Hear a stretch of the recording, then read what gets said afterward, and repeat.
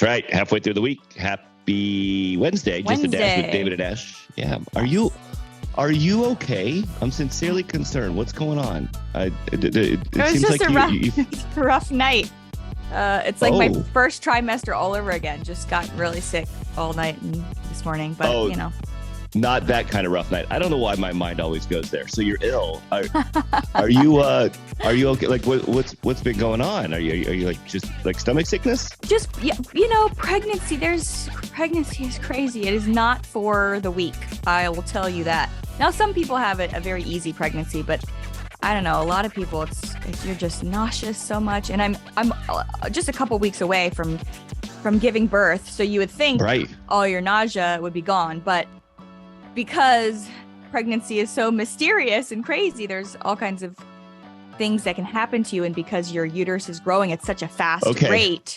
We could stop there. Oh, okay.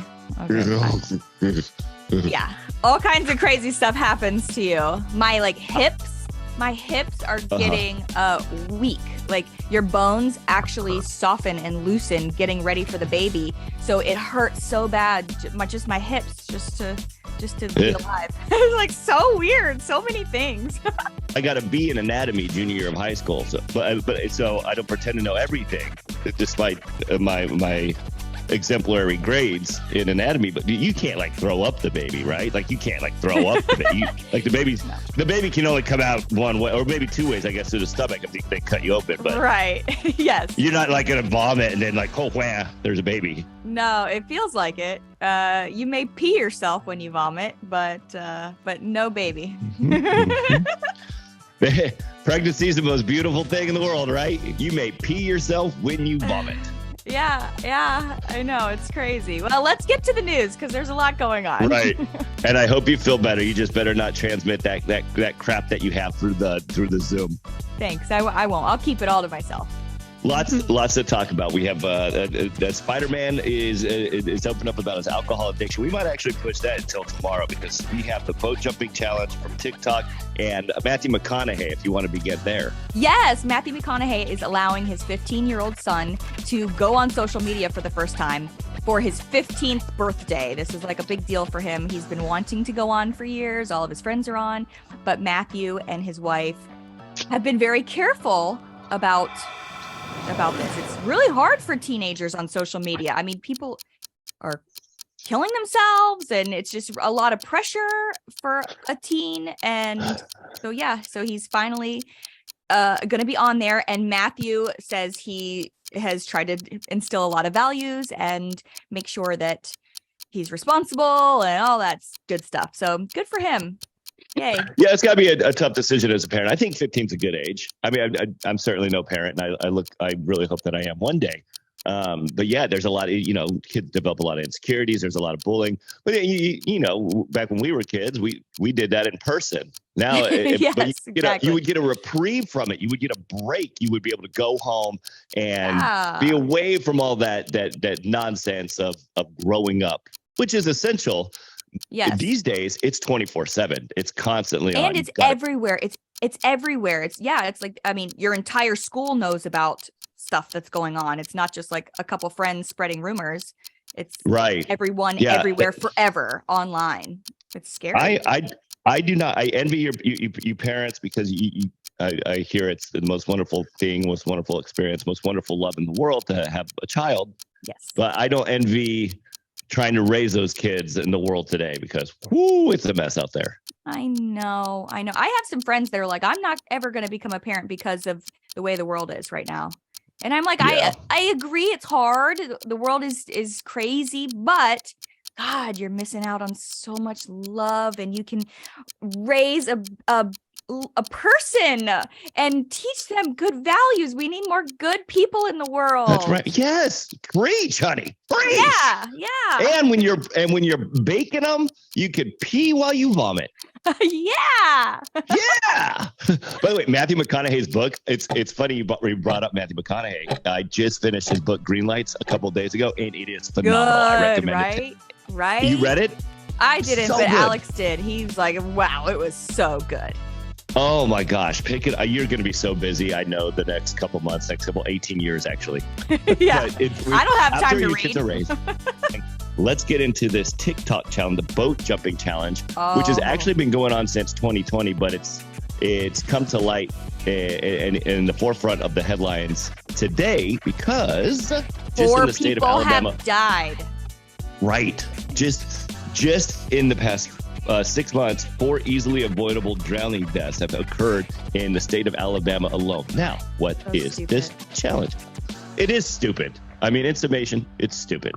The boat is going as fast as it can, and the challenge is to jump off of it from the back. Flip off, do a trick, whatever, into the wake of the speedboat that you are on. And people drown from this.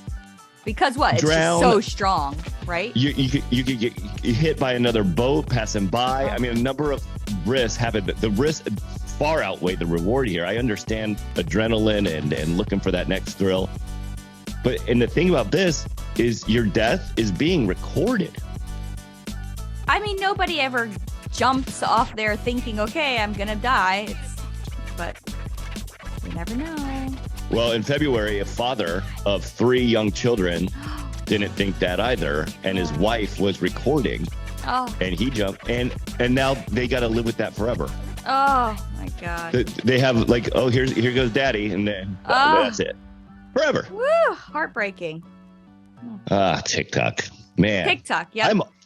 I'm all for them getting rid of TikTok. Yeah, the more I think about it, me too. There were. Let's get into some lighter notes. A murderer got out of prison. Oh my God! Did you hear about that? It's so crazy. So Leslie Van Hoysten, I believe her name was. She was one of the Charles Manson followers. They did a slew of murders back in 1969, and she was one of them, and she's been in prison for 53 years now. And she's in her 70s now. They just released her. California prison. She's been on up for, I guess, what's it called, appeals or whatever, to get out early. For a number of years now. The last time, I believe, was in 2020. Governor Gavin Newsom, he blocked it. This time he did not. So now she's able to get out. She'll go live in a transitional home for a year to learn how to do basic things like go to the grocery store, debit card. That's if you've watched any documentary on Charles Manson and the followers, the people they're all monsters. Charles Manson was a mastermind manipulator. Yeah, I mean, he's a cult leader. You're not a cult leader for no reason. Like, you are a master manipulator, like you said. Yeah, so it's been said multiple times, as much as she was a monster and a criminal and a murderer, she was also a victim. But when you read the details and the specifics of what she admitted to doing, she held... I mean, this is just what I read this morning and what has been reported for years. She held a pillow down over one of the victims while that victim was being stabbed multiple times. And then she herself stabbed the victim about a dozen times as well, after holding the pillow over the person's face while they were being... God, that's just... Whoa. Well, now she's out of prison. Okay, listen. After all those years, I'm sure she's done a lot of rethinking of what she did. So I'm sure in her mind she has overcome these things or changed or whatever, but still it doesn't change the fact that she did this horrible thing. And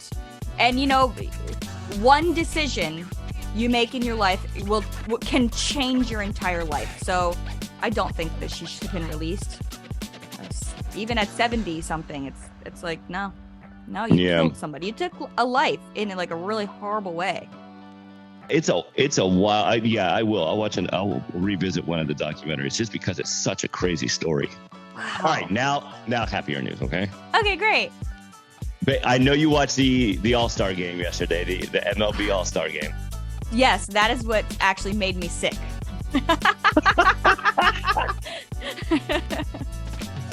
You were so excited about the game, you peed and vomited. Yeah. At the same time. Pregnancy. Everybody should do it.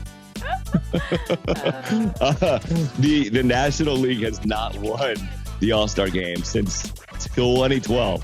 So the past 9 times they have lost to the American League, and that drought is now over as of yesterday. The National League won 3-2. Very exciting. Very exciting. You don't care. I know you don't care. No, it is actually funny whenever you or anyone talks about sports. My mind just glazes over. I'm just like, I don't know. It just goes blank. I'm actually going to go watch Shohei Ohtani pitch this Friday. The Angels are playing the Astros.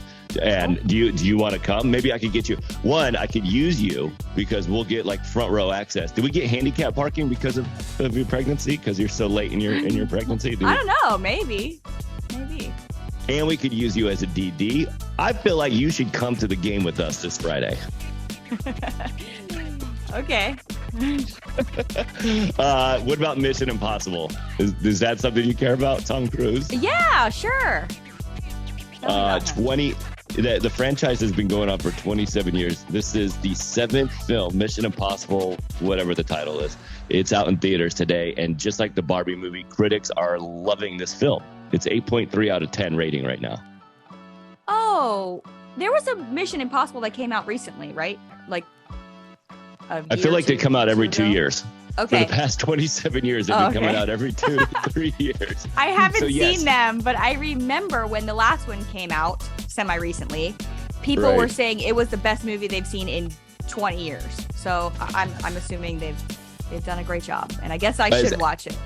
Well, maybe you might be thinking. So it's, as odd as Tom Cruise is with Scientology and everything, I mean, he's a weirdo without question. Right.